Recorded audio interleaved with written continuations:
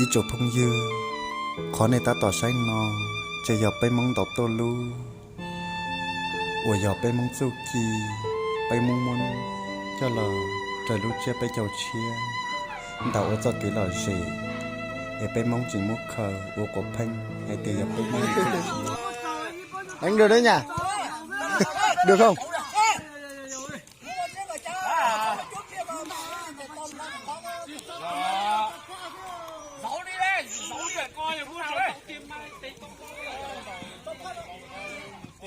chơi tết đi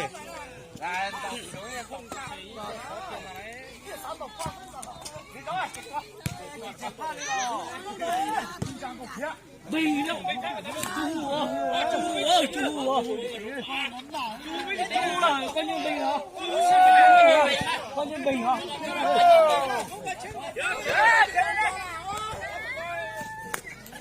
ô sẻ đâu sẻ đâu sẻ chú đâu còn mặt cái này chú đâu đi sang đây ô chú đâu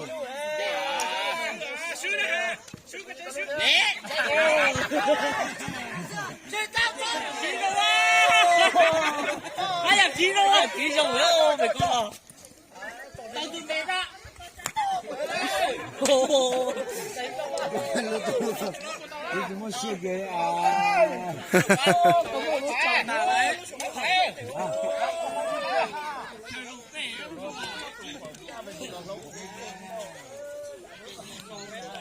这鼓嘞，嘟噜嘟噜。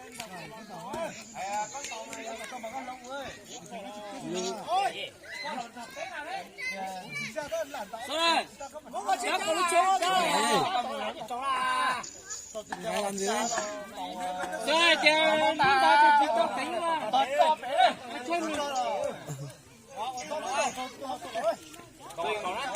cho tủa đây à đây xa thế này đấy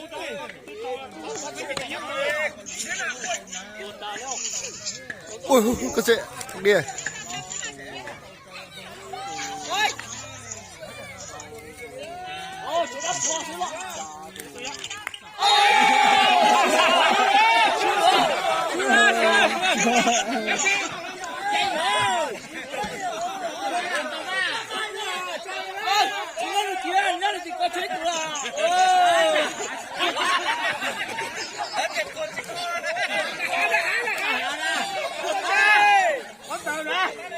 Xem từ đó nha.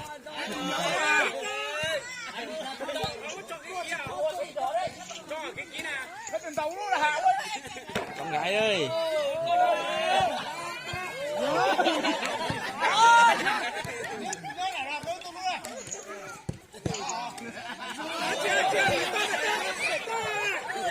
Con cái sầu đó, con thu cái sầu. Nó chắc là sẽ chập lại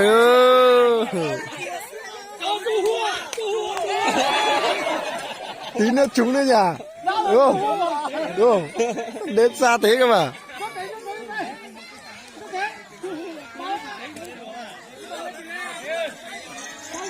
đánh xa thật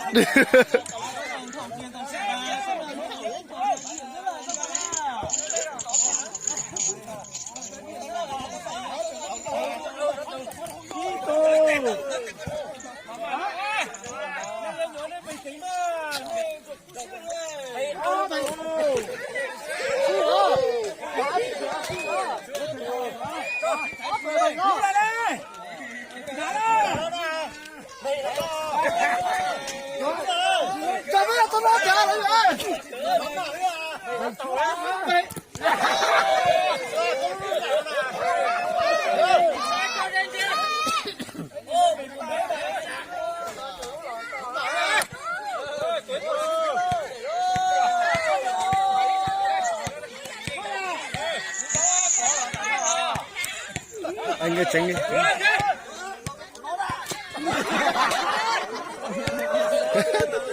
gần thế mà không trúng đấy chứ nhở không em cũng không đánh được càng gần càng không trúng đấy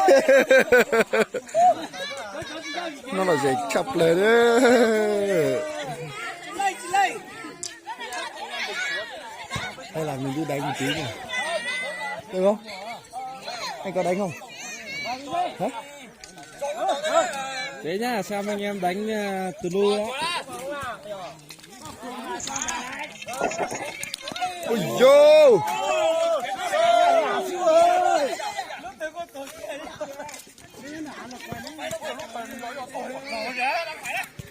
Nhà phê tiền đọc phẳng đó. Các ông các bác đánh rồi mình có cái này đánh.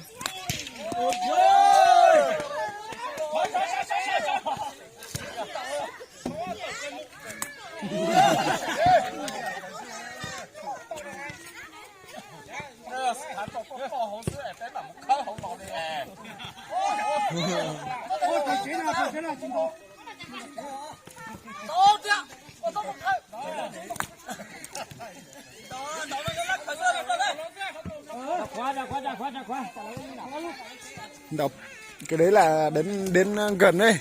Sau là tất cả nếu ai kia không trúng gần gần đấy thì bắt đầu thua giảm đấy. Còn nếu một người trúng thắng rồi thì cho xa vào. Đấy, giảm đấy. Thế để cho hai cái. Ê, bây giờ đấy, chia đội cái gì nữa?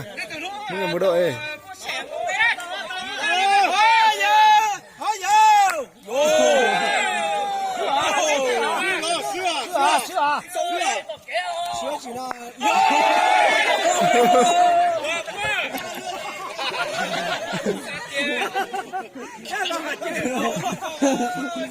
Thắng luôn à? Thắng luôn. Đánh kiểu như là đánh xa hơn nữa rằng đấy. Đổ cả hai con kia. Kiểu như 2 lần đấy. 2 lần nếu chúng như thế này thì cho xa hơn cái rằng đấy. Còn nếu từ xa hơn nữa thì lại xa hơn nữa rằng đấy.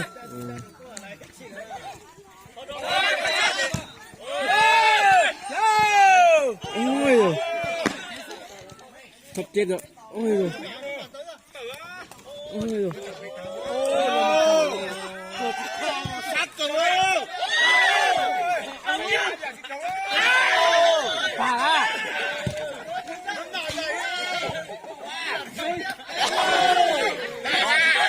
Chết rồi.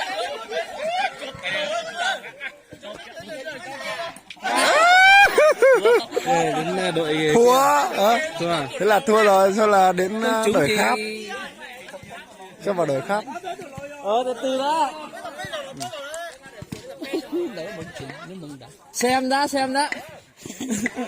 Tôi chỉ một khâu à. Chỉ một khâu à.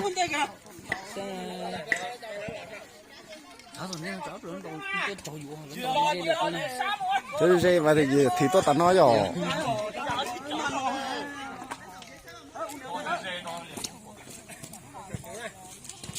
Ôi dô. Được.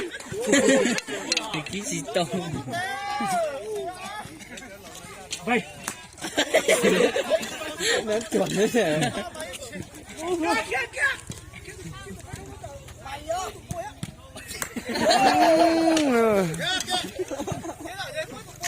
Ôi, chuẩn nha. Lấy tròn dê luôn rồi lấy trầu.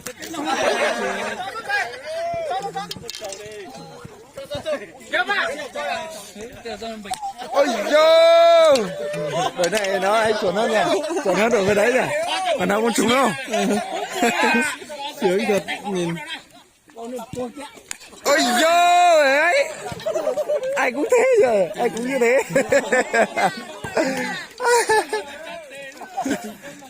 Mình đánh bây giờ có biết đánh đâu. Đánh em đánh được nhưng mà không biết là có chọn này không đấy chứ. Là một điều quan trọng nữa không? Cô vui thật. Mình ơi. Ôi dô. Xa đây. Vậy. Chỉ muốn nhiều tháng nữa không cần.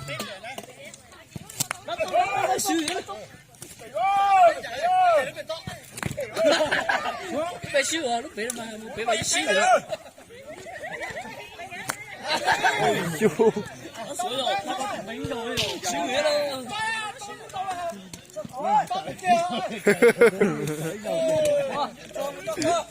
Lo dễ thế tí à.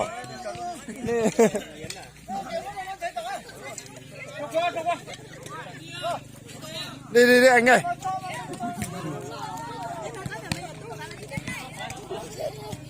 từ ra anh chẳng biết gì để xem đâu. Nhưng ở dưới bạn nó làm gì đẹp như thế này?